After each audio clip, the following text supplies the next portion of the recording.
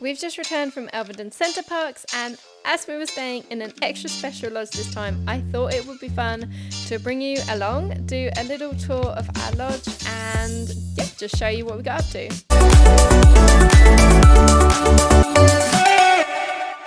So the lodge we stayed in during our trip was a huge step up from our usual lodge, but this is a 4-bed hot tub lodge. So it looks pretty grand as you come in, and as you go through you've got a lounge and seating area, you've got a dining table, and of course you've got the kitchen, which I will show you more of in a minute. Through here we also had a games room which had a pool table in, a TV, some games and some beanbag chairs, which was all pretty cool. And one night we also did a film night in here for the kids. So this is the kitchen, and it's pretty well set up for you to cook here all week. Now I have one pet hate when it comes to Center Parcs kitchens, which I'll share in a minute. But you can see we've got a built-in oven, there's fridges. Now we are in a bigger villa here, so we did have two built-in fridges, but you can see the freezer space is also pretty tight. We did also get a wine fridge, and you've got a built-in microwave as well as toaster, and hob is provided as well as a dishwasher.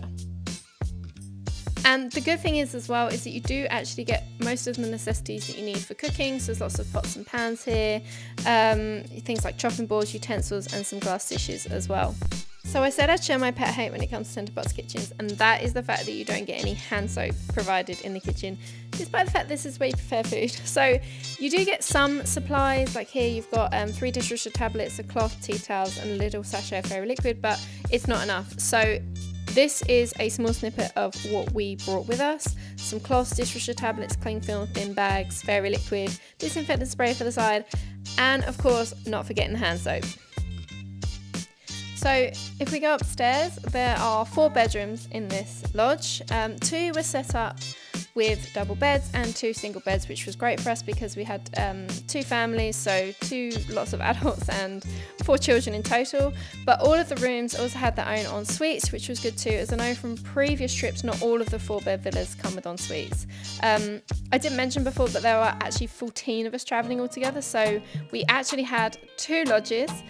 This 4-bed lodge which slept 8, and 1 standard 3-bed lodge which slept the other 6. So we decided to make this like the main lodge, where we all congregated, had dinner, kept the drinks and supplies, etc.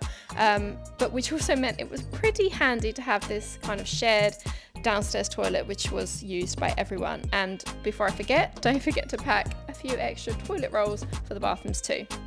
Now outside is possibly the best part, and obviously the highlight of staying in a hot tub lodge is the hot tub, but you can see that you've got an outdoor seating area, which is great when the sun was shining like it was for us. You've got some lounges, and there's also a brick built barbecue, which is good to use for disposable barbecues.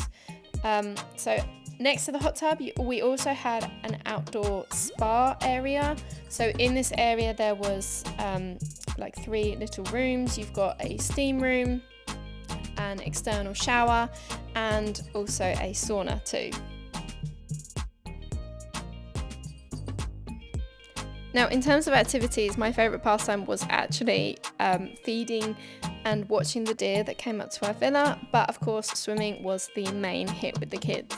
So our girls are aged 6 and 3, and as I'm sure you can imagine, they just had so much fun in this area. But there's also lots of other things to do. There's a little beach area, and we did actually hire some pedalos as well because the weather was so nice. So we took the boats out for half an hour, which was great fun. And of course you've got the biking, although that was a little bit too exciting for one of us. Anyway, I'm a foodie in every sense of the word, so if you're interested to hear how we managed food for the week, including how we catered for 14 of us on a budget, which included allergies, what meals we planned, what food we took with us, how we travel with food and kept it frozen, then make sure you subscribe, because I'm going to be digging deep into everything we did, prepped, and brought with us on my next video.